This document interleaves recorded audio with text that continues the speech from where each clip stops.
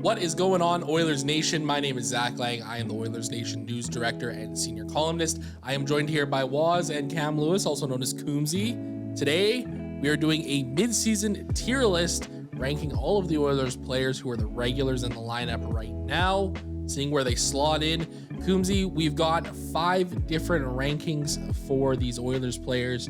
Tell me a little bit about them. So the top category is the Connor McDavid category. We're just going to put him in a realm of his own because he's a different animal.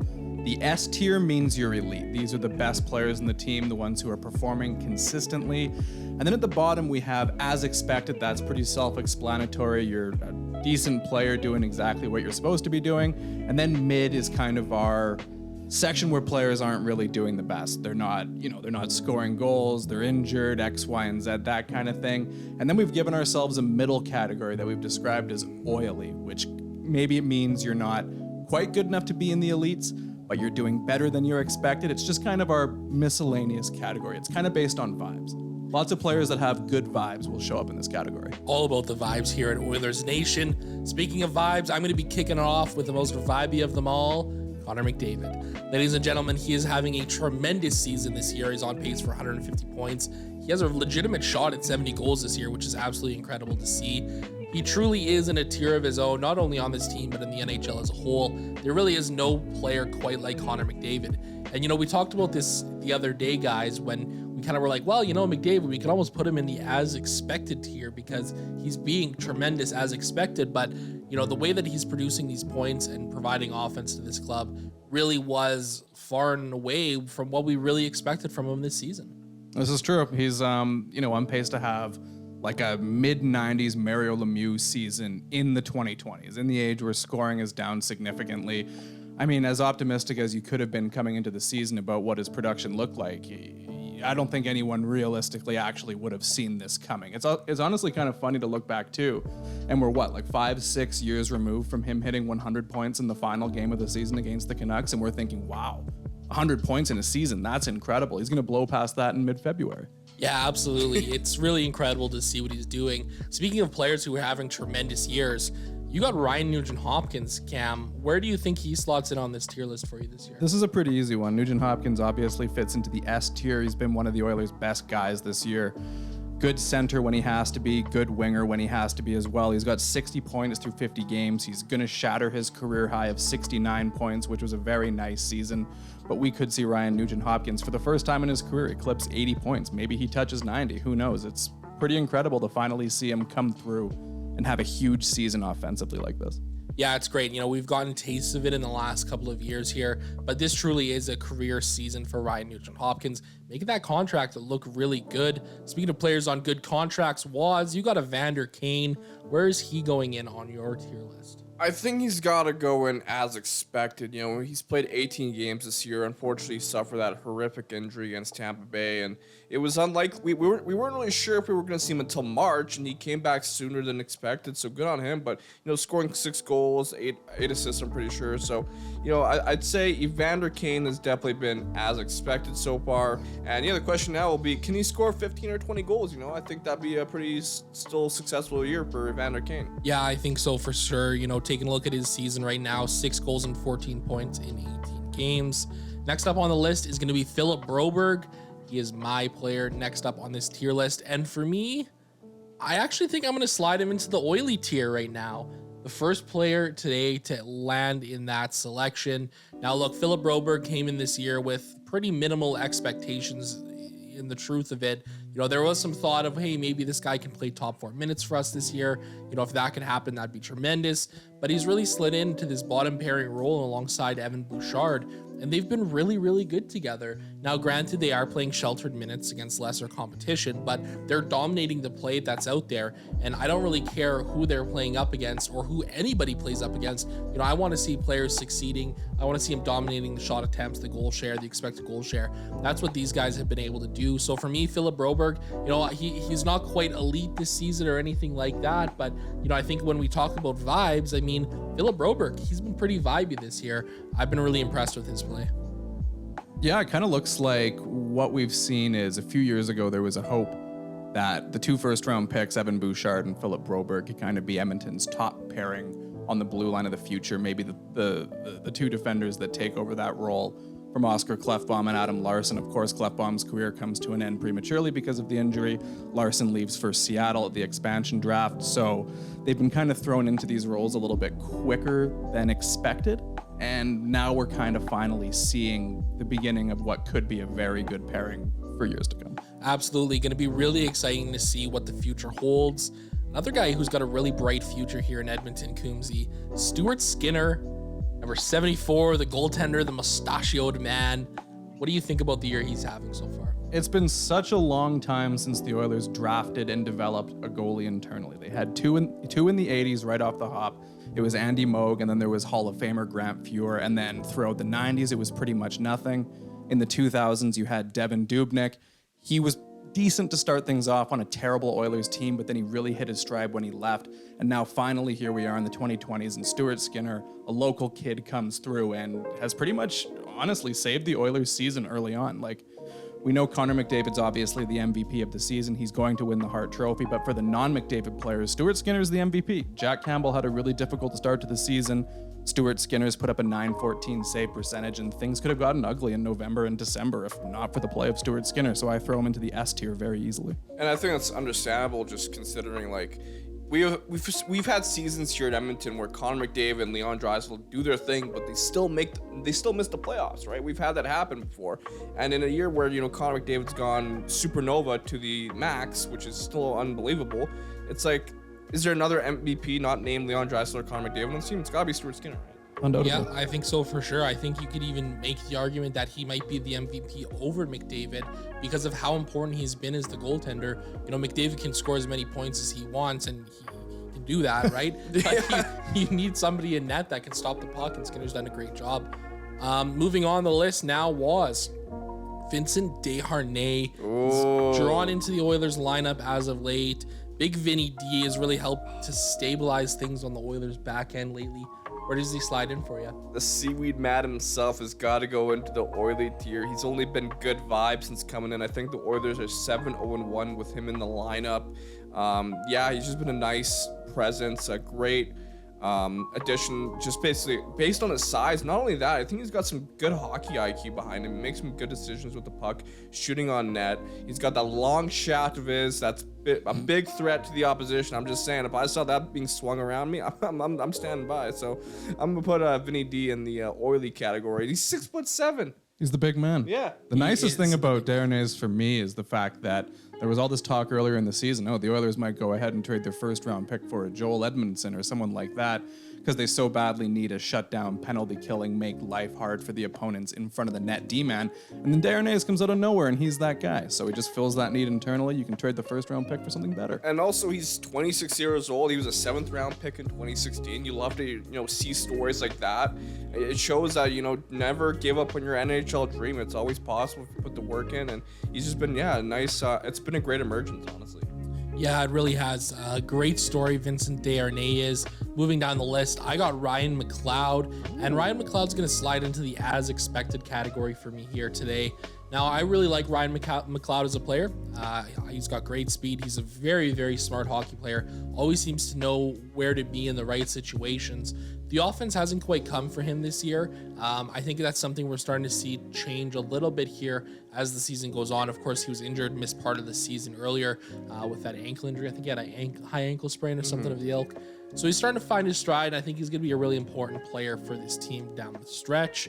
Now, when we take a look at interesting players, Kailer Yamamoto, Coombsy, he's had a bit of an up and down year. What do you think about where he slides in on this list? This is an unfortunate one, but Kailer Yamamoto's got to be the first one we put in the mid category. The reality is he's one of those $3 million wingers the Oilers have, and he's only got 4 goals and 12 points through 31 games. Now, to be fair to Yamamoto, it's been a really difficult run for him with injuries. We had the injury he suffered last year in the playoffs. He took a high hit from Gabriel Landeskog.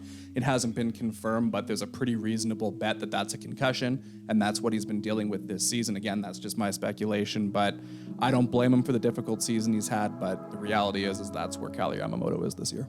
Yeah, I think that's fair. It's tough to see, right?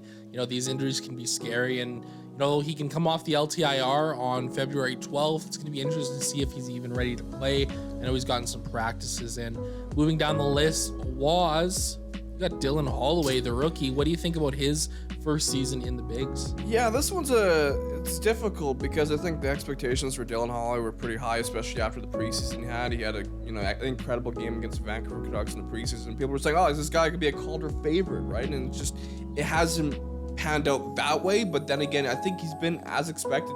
Rookie year, he's definitely experienced that rookie slump. He's been scoring a little bit. I think he's shown some brilliance on the line of Connor McDavid. I think he should be playing with a little bit more skill. I think Jay Woodcroft should be handling the minutes a little bit better with him as well. So I think some of the cards haven't been handed his way the perfect in a sense. So I'll put him in as expected.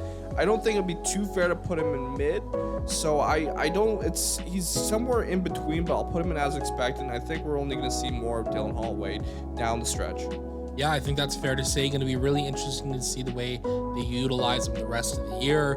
Moving down the list, I got Warren Foegele, and Warren Foegele is going to slide into the mid category for me so far this season. Now, when I think of Warren Foegele, I think of the perfectly average NHL player. Like if you took every single player in the NHL and boiled them down to one player, to me it's Warren Foegele. He doesn't necessarily excel in one area above any other. He doesn't necessarily, play bad in one area over anything else either. He's got a decent shot. He can be a little bit physical. His underlying metrics are good, but he always just seems to leave you wanting more out of his game, right?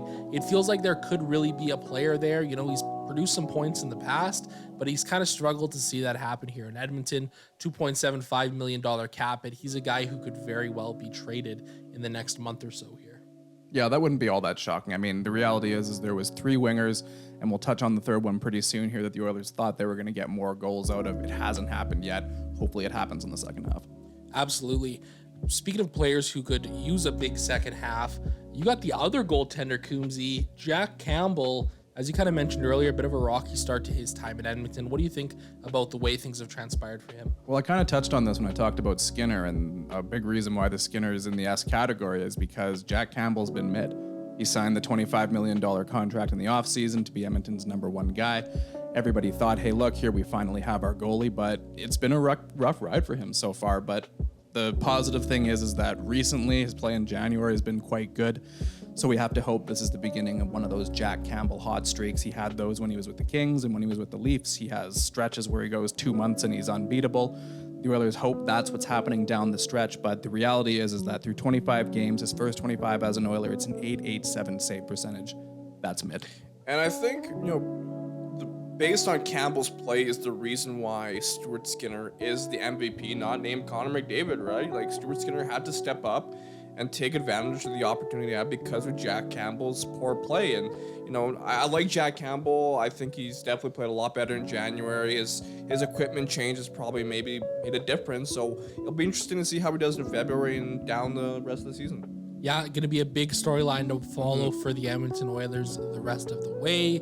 Woz, you are next up with the next player on our tier list. You got the big man, Leon Draisaitl. Oh, Leon Draisaitl's got to go in the S tier. I mean, he might even deserve his own ranking. I think he's got right now about 78, 76 points. Next best player in the Oilers, obviously, with Connor McDavid. And it goes without saying that Leon Draisaitl is definitely a player who can produce without Connor McDavid on his own line, drive his own line. A lot of people say how Leon relies on Connor. Well, Connor also relies on Leon. It's kind of, it goes without saying there. He's an incredible player. He's got one of the best backhands in the league, one of the best shots, one of the best scores in the league. Like, we're incredibly blessed to have him and Connor McDavid on the same team. Yeah, we really are. They're the dynamic duo for a reason. Moving down the list, I got Ryan Murray, and he's sliding right into the mid category. He's played in only 13 games for the Oilers. Now, they brought him in to kind of be, a 6, 7, 8 defenseman, and I suppose early in the year, he filled that role well. He had 3 assists in 13 games, but he's dealing with a back injury that's got him on the injured reserve, and we're not exactly sure when he's going to come back. And even if he does come back, it's kind of hard to imagine a spot for him on the big club right now. You know, you look at the way that Vincent Deshairnes and Philip Broberg have really evolved their games this year. I think Ryan Murray's a guy who slides into the mid category, partially because of the injury, partially because he didn't even really look that great when he was playing early in the season. He's a guy who's likely going to end up on waivers. A guy who won't end up on waivers, Coombsy, is Brett Kulak, the defenseman. What do you think about his game so far this season? The nice thing about Brett Kulak, and this was kind of what you noticed, or I guess didn't notice, last year when they acquired him from Montreal in exchange for a second-round pick in William Lagesson, is that when he's on the ice, you don't really see him, which is what you want out of a kind of defensive defenseman like that. He doesn't make too many mistakes. His play is not exactly exciting, but he doesn't really mess up, and that's exactly what you want. Brett Kulak has looked pretty much the same this year as he did last year after the trade deadline, and that's what the Oilers were hoping for when they re-signed him. So, just as expected, Brett Kulak, solid season, solid player. Absolutely, and he had a solid fight a couple of games ago too. I didn't know that was something that was in Kulak's repertoire.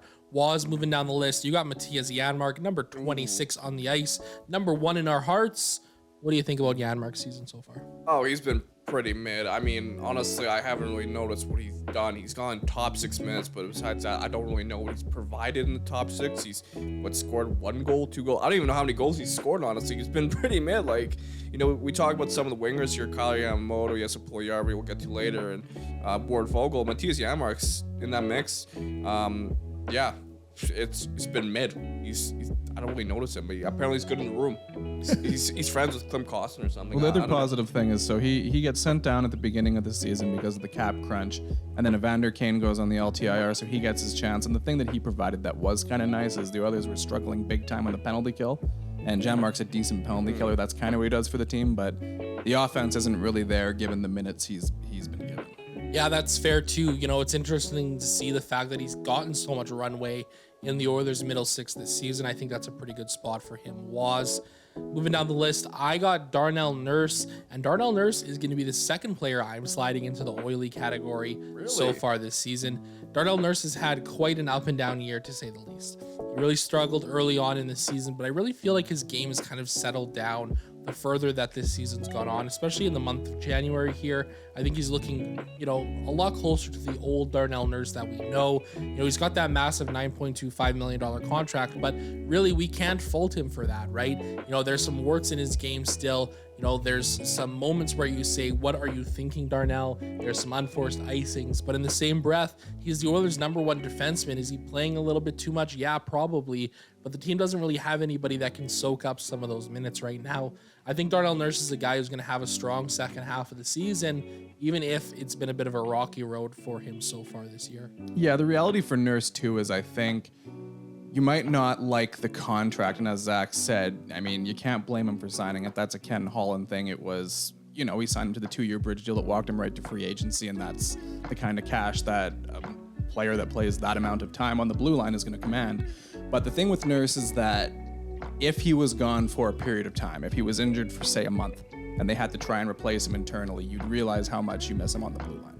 He does make errors that are very noticeable, and that's kind of the frustrating thing. And he does leave you wanting more because he has so much talent. But the reality is he's what they've got, and he shoulders a massive load, and I think he does a pretty good job, all things considered. Yeah, I think he's got all the physical traits to be a top pairing defenseman. He just makes a lot of mental mistakes, unfortunately, but he's able to, he hogs so many minutes. He's an absolute workhorse, right? And he skates well. He can provide some offense. So he's got like a little bit of everything that you want in a top pairing defenseman. It's just those mental mistakes he makes defensively. And, we still don't know, has he fully recovered from some of those injuries from the playoffs? Is his body 100%? Probably not. So there's a lot of question marks maybe around Darnell Nurse we don't know. And also for that contract, give all the credit to his agent for securing the bag, right? So you can't really fault Nurse for saying, hey, $9 million. Yeah. Absolutely. Another player that secured the bag a couple of seasons ago was Tyson Barrie. The Oilers locked him into a 3-year, $4.5 million contract. Might not be a massive bag, but for Tyson Barrie, that's a nice little contract. Coombsy, what have you thought about his play so far this season? This is an interesting one because I think When you look at it from the perspective of the fans versus the perspective of the team, I think he's providing the team exactly kind of what they thought they were going to get. You know, he comes in during the COVID year in 2021, has an excellent season, leads all blue liners in scoring, and then he gets that 3-year deal that you mentioned. And the Oilers paid him that money because they think he can be an elite puck-moving, offense-driving, power play-style defenseman. But then fans in the offseason kind of thought, you know, this guy can't play defense. He's redundant on the roster because there's Evan Bouchard. Trade him away just to open up the cap space. He was very underrated by Oilers fans, so it seems like he's performing better than expected, but he's performing exactly how the team expected him to perform when they paid him that contract. So I'm going to throw him in the as expected category. Yeah, I think that's fair. And, you know, it's almost strange because in one sense or the other, he's almost felt like the Oilers' most consistent defenseman this season. He's had, I think, some of the least amount of warts in his game of any players. Now, Woz, an interesting guy here. I think I have an idea of where you're going to slide Klim Kostin into this tier list, but where is he fitting in for you? Klim is him. Klim Shady. He's got so many nicknames. Klim Reaper's got to go into the Oily tier. Honestly, been another pleasant surprise and emergence throughout this season, considering the production of Puljujarvi, Kailer Yamamoto, Foegele. He's been able to provide not just offense, but a physical presence. He stands up for his teammates. He has some of the best interviews that we've had from him, an Oilers player. He's got a great personality. He's great with the fans as well, as we saw at the photo shoot. So Klim Kostin has been just a breath of fresh air into this Oilers lineup. We'll see if we can get more production with him throughout the second half of the season. He's just been a great presence and a great emergence, like I said, throughout the season. Everybody loves Klim. Yeah, everybody does love Klim. He has been a great addition for this year, or for this Oilers team this year, when you look at the fact that, you know, the Oilers acquired him for Dmitry Samorukov before the season, a player that, you know, kind of was working his way out on a logjam of defensemen for the Oilers. Looking ahead here, the next player on our list and that is Zach Hyman, and he is sliding right into that S tier category for me this season. Zach Hyman has been tremendous for this Oilers club. 60 points in 49 games this year. He's on pace for 100 points, which is absolutely incredible to see. You know, this guy has been everything and more for the Oilers since they signed him. You know, we know here in Edmonton, the fans and the organization love their kind of lunch pail players. Think back to like Ryan Smith, the guy who's going to go out there, give it everything he's got every single shift. That's exactly what you get from Zach Hyman, right? You know, it's interesting too, because back in Toronto, Hyman played with some really skilled players, Austin Matthews, Mitch Marner, John Tavares, William Nylander, but he never quite produced the way he's producing right now. And I think he's doing it even without McDavid and Draisaitl. I think he would still be able to provide that offensive punch. It's been tremendous this year. And not only that, he's been really good on the special teams, like power play. Yes, we know he does well with Connor McDavid, but also on the PK, he's an absolute workhorse. You know, we've seen kind of numerous times he's been able to kind of kill a power play by himself almost. It's incredible. Like, he's just a workhorse, like I said.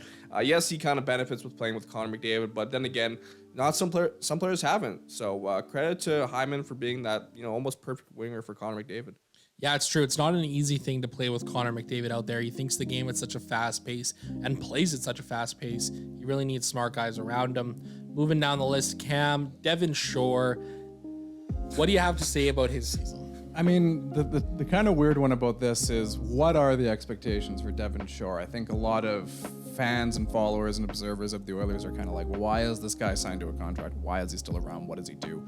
But the Oilers want him to be, you know, a press box guy who keeps a positive attitude. He comes and kills penalties. So I guess he's technically as expected, but the reality is also he's played 29 games and has 0 goals and 3 points. So, I mean, he's doing his job somewhat, but he also isn't scoring or doing a hell of a lot more. So I'd put him in the mid category. Yeah, I think that's fair. I think a mid spot is perfect for him.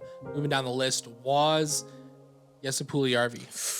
Ooh, not arguably, the most polarizing Edmonton Oiler in I don't even know how long, maybe 20 years? I don't know. Maybe ever. It's like, it's either you love him or you hate him. I'm kind of in between. You know, I value his defensive side of the game. I look at his metrics. I'm like, awesome. I love that. I like that he's a disruptor. However, the offense just hasn't been there for Jesse Puljujarvi. I think that's what fans kind of expected out of him. I think if, you know, Jesse Puljujarvi scored maybe the amount of goals that Derek Ryan has, there wouldn't be really as many complaints, and Oilers fans would want to keep him. And then you also look at his contract. He's making $3 million. And, you know, there are some mental mistakes that I think he makes on the ice, and he kind of looks a little goofy at times, and he's really an easy target for Oilers fans and a scapegoat for sure, and that's what he's been this year, mostly I think due to the fact of his contract. So I'm gonna have to put him in mid based on his offensive production. He really needs to work on his finishing and his scoring, but honestly, we're probably not gonna see Jesse Puljujarvi for too long on this Oilers lineup. Yeah, it's unfortunate because I think there's still an NHL player there, right? And you know what? At the end of the day, he had double hip surgery at 20 years old. I think that's something that a lot of people forget, right? That is a really difficult surgery for anybody at any point in their life, let alone a 20-year-old trying to find his way in North America and the NHL. Another player who is finding his way, however, is Derek Ryan. He's been solid for the Edmonton Oilers this season. Woz, I know you love Derek Ryan. You're a huge fan of his game. I also am a pretty big fan of Derek Ryan's game. You take a look at the numbers this year: 7 goals, 12 points in 48 games played. You know, he's providing some offense for the Oilers in a depth role. And this is a guy that I was really happy with the Oilers bringing on a couple of seasons ago when they signed him as a free agent. You know, he played in Carolina, then he played in Calgary. Always just a solid third or fourth line center. He's bumped over to the wing a little bit, can take faceoffs. He's smart defensively. Can chip the puck into the net a little bit offensively too. You know, for me, I think he slides into the as expected category for the Oilers so far this season. He hasn't been tremendous, but he hasn't been terrible. I've really been happy with his game so far this year. Of course, I would put him in Oiler. I love Derek Ryan. He's the perfect, you know, bottom six, you know, fourth liner. However, I will mention, if Derek Ryan can surpass his career high in goals in a season this year, I will buy a Derek Ryan jersey. He currently has 7 goals in the season. The most he scored in a season is 15 back in 27-18. So if Derek Ryan scores 16 goals this year, I will buy a Derek Ryan jersey. Ladies and gentlemen, you heard it here first. Woz putting his money where his mouth is. So you put him in as expected. Derek Ryan, I'm sorry, you belong in Oily, but I respect your opinion. Thank you. I appreciate that. Coombsy, Cody Ceci, next up on the list. What do you think about Ceci? Cody Ceci is an interesting case because I think when he signed the contract originally in free agent, it was a nice find for Ken Holland to have to replace Adam Larsson. That was a difficult task. There aren't that many players who can bring what Larsson does on the free agent market, and he found Cody Ceci at a pretty reasonable price. People were a little bit skeptical of the signing because he used to be one of those kind of analytics community meme types, especially when he was in Ottawa on some pretty bad teams, former top pick. But he came into Edmonton and filled in really nicely into that Larsson role. He played alongside Darnell Nurse, did really well defensively.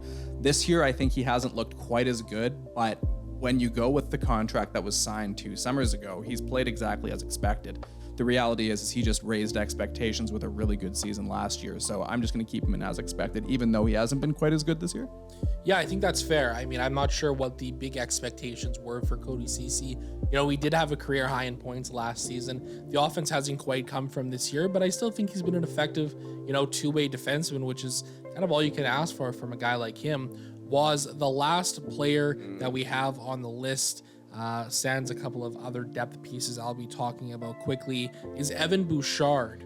What do you think about his game so far this season? I think it's been okay. I think he's definitely could have had a better season, especially defensively. I think a lot more people expect it out of him. I do think it's ridiculous that our people are saying, oh, trade Evan Bouchard. I mean, he's 22, and I think if you trade him, you're just going to cause another Jeff Petrie situation. And honestly, I don't really know where to slot him. So, Zach, if you want to take this one for Evan Bouchard, is he as expected? Has he been? Because he hasn't had a great season. I think he slides into the as expected. I mean, really, you know, what do you want from a guy who's, you know, still really only in his second season of NHL hockey? You know, he's been a great contributor of offense at even strength so far in his NHL career. Does he have some defensive warts? Yes, he absolutely does. But name a defenseman in the NHL that's his age that doesn't have defensive warts. Woz, you brought up the Jeff Petrie situation. You know, the Oilers gave up on him early, and look, Petrie's gone on to have a very good NHL career as a top 4 defenseman. I think this is a situation where the Oilers really need to be patient, and the fans as well need to be patient with a guy like Evan Bouchard to let him develop further in the NHL. Well, Coombsy, you have There's any all thoughts? kinds of examples in Oilers history of them not loving a good like offensive pass first D-man. You can go back to Tom Poti. You have Justin Schultz as well.